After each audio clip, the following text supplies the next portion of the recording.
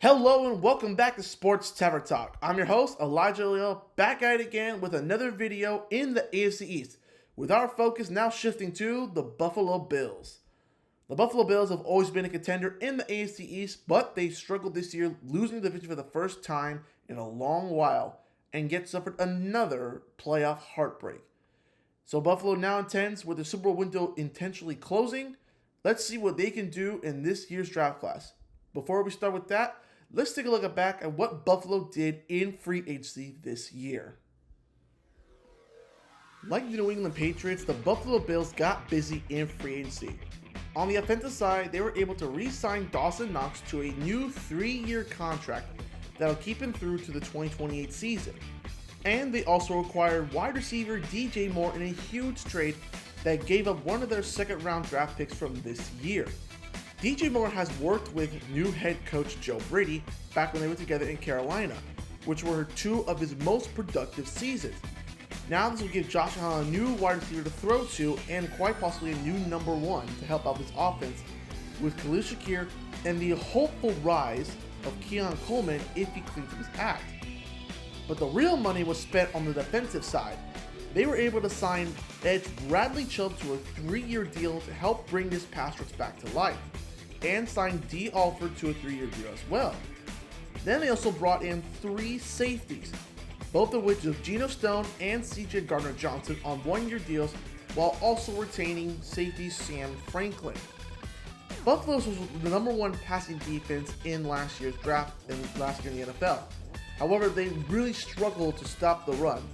They hope to address the run defense in this year's draft class. One player name that has not been re-signed yet to the Bills defense is edge Joey Bosa.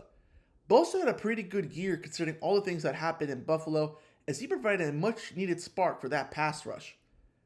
Buffalo has not decided to re-sign him yet and decided to go get Bradley Chubb. So it'll be interesting to see whether Buffalo wants to bring back Joey Bosa or if Joey will re-sign with a new team.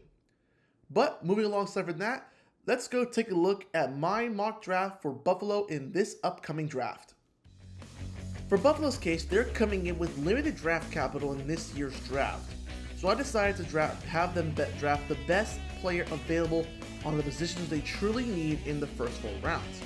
Starting off with defensive lineman Caden McDonald to help out the run defense as they were bottom 5 in the league last year. I have them also selecting Anthony Lucas, an edge rusher in the 3rd round to help bring some youth and rotational depth to the pass rush since they have not yet signed Joey Bosa to a new deal. And getting Reggie Virgil in the 4th round is a steal in my opinion, giving Josh Allen another big receiver to work with alongside Moore, Shakir, and Coleman on the offensive side. As for the last 3 picks in the later rounds, drafting an inside linebacker, offensive tackle, and safety would all be there considered to be for depth and rotational pieces on their respectable positions. Despite only having 6 picks in this draft, Buffalo makes some quality picks that will really help them stand out and address the much needed positions. So I want to highlight 2 of these players, and I'm starting off with Caden McDonald. I had the Buffalo Bills originally drafting Peter Woods, who would have been a big help for their defense. But in this case, since he was taken early, I have them selecting Caden McDonald instead.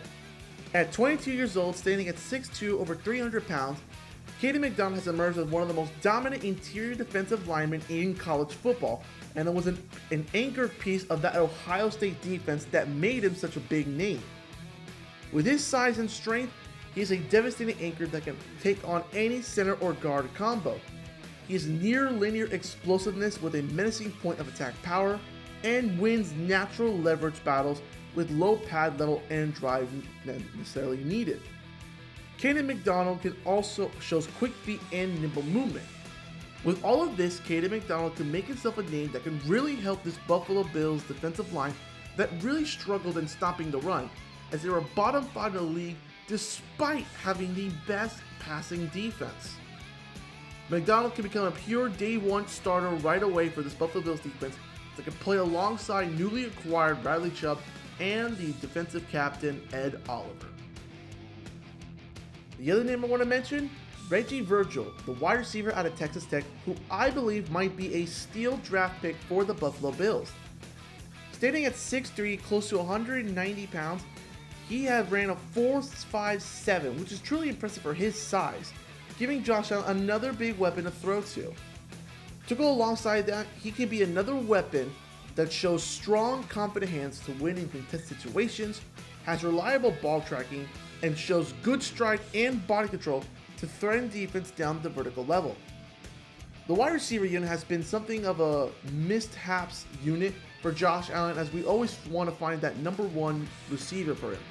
They got that in DJ Moore, but they also draft Reggie Virgil as more help for Josh Allen, as they would try to contend for the division once again with the newly revived Patriots and take a shot at getting a chance to win the Super Bowl with Josh Allen still here.